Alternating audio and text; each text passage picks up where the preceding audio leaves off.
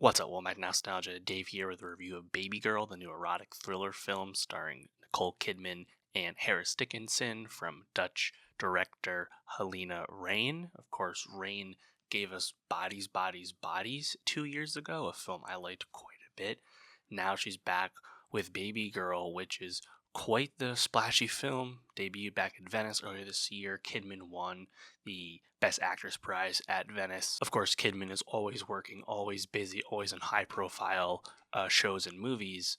But Harris Dickinson, this is also one of his biggest looks to date, of course, coming off a great turn in Iron Claw last year. He's a rapidly rising star for good reason, and this is a huge look for him. Babygirl is a great success because it's something we simply do not get in Hollywood anymore, and that is the erotic thriller film. Nicole Kidman and Harris Dickinson are really going for it in this film, especially when you consider the relatively conservative state of filmmaking when it comes to sex scenes these days. Thankfully, Babygirl is not as simple and straightforward as something like 50 Shades of Grey. This film is a lot thornier, it's a lot more multi-layered in terms of motivations and feelings, power dynamics. There's a lot of gray in this movie, and I think that's what really makes it start to crescendo once it blossoms out of its messy beginning. Harris Dickinson's star power is confirmed at this point. He has a very unique presence and is able to imbue that into this strange role quite well. And Kidman really goes for it and finds a way to put a spin on a character she's played often. Now, whether Kidman ultimately competes for Best Actress at the Oscars remains to be seen, because Best Actress is very stacked this year, but she's certainly contending, and I'm sure she'll get nominated at some awards bodies. We'll see what happens, but I mean, she's not going to win, obviously. That's going to be Mikey Madison, we know that much. Either way, it's certainly an awards-worthy performance. On its surface, you might think, oh, Nicole Kidman playing a older, successful businesswoman, in this case, the CEO of a robotic automation company based in New York City. That's something she's done a lot recently, and you could be correct in that thought, but what's so great about her performance in Babygirl, her character Romy is, on one hand, this great leader, this bastion of female leadership, quintessential girl boss, all those things. Family woman, loving wife, a mother of two kids she loves. All that squeaky clean on the outside is hiding the fact that Romy has never had an orgasm when she's having sex with her husband, played by Antonio Banderas. Romy, despite being in an extreme position of power in her public life, professional life, is actually someone who wants to be told what to do and submissive in the bedroom. And it's just this, kind of classic juxtaposition. And then something kind of rises inside of her when she comes across a new intern at her company, Samuel, played by Dickinson. Obviously, with erotic thriller films, there is often leaps of logic in terms of plotting and things like that. Nothing to be too concerned about. That being said, I did think the Samuel character was just a bit strange the way he was introduced. Because Samuel, he's obviously young enough to be an intern at a corporate company, so he's in his early 20s at the latest, and yet he has a really unprofessional demeanor at work, particularly when he's interacting with the literal CEO of the company he's at. I just found a lot of the meet cute for all intensive purposes to be super unrealistic, because I just didn't think a character like Romy would even let anything like that happen. But ultimately, I think what's really nice about Babygirl is this tryst, Romy cheating on her husband with a much younger man who also happens to be one of her employees, and such as a strong abuse of power. All that's really messy. It's not like Samuel is coming into this situation with a lot of confidence or clarity on what he's desiring, just so much as Romy clearly knows this is a bad idea and wrong, yet there's something inside of her that makes her want to keep going and keep seeing Samuel and leaning into his subtle advances.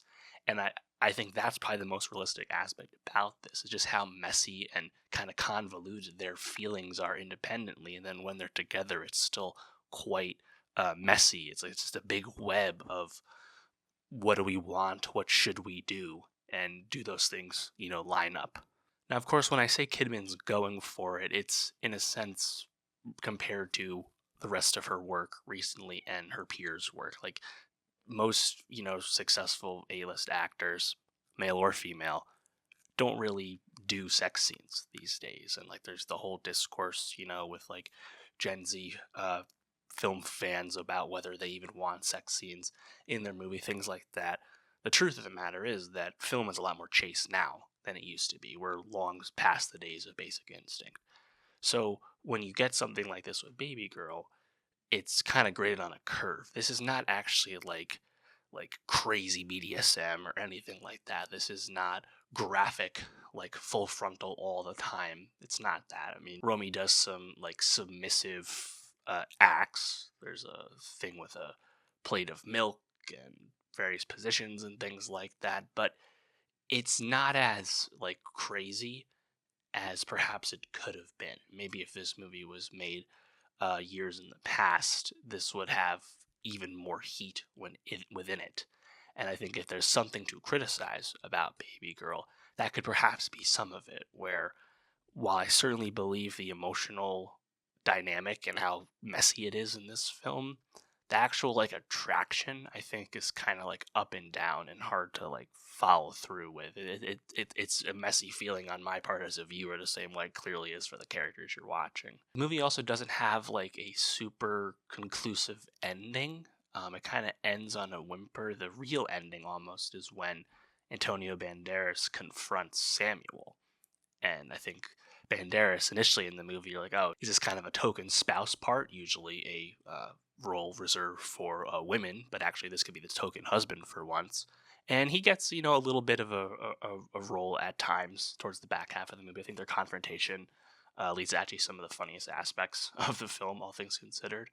I also quite liked the, kind of like sub story within Baby Girl, which is Romy's personal assistant, Esme, played by Australian actress Sophie Wilde.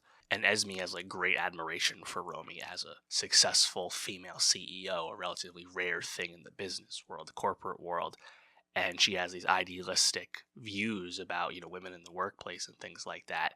And then when she learns more about what is going on, there's an opportunistic possibility that, and I did think that was pretty compelling. Ultimately, though, I think when you think of A24 films, you're going to think of stuff that's not easily put in a box, not something that you get really anywhere else, and I think Baby Girl certainly fits that mold.